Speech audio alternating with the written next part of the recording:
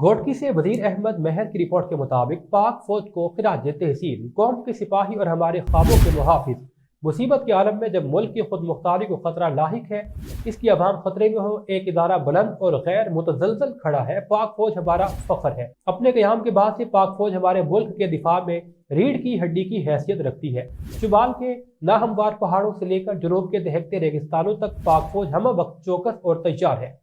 पाक फौज की बेमिसाल बहादुरी ने इसे पाकिस्तानी अवाम के दिलों में काबिल एहतराम मुकाम दिया है। सियाचिन के बर्फीली बुलंदियां हों या वज़ीरिस्तान का इलाका हो, अफगानिस्तान की सरहदें हों या फिर बलूचिस्तान और ईरान का मुंसलिक बॉर्डर हो, पाक फौज ने हमेशा जवाब मर्दी से लड़ते हुए बेलौस कुर्बानियां दी।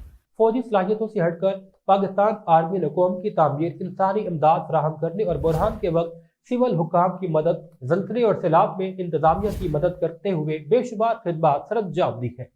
पाक फौज की शानदार तारीख पर गौर किया जाए तो हमें इसके गैर मुतजलजल जज्बे, गैर मुतजलजल वफादारी और कौम के साथ गैर मुतजलजल वाबस्तगी याद आती है।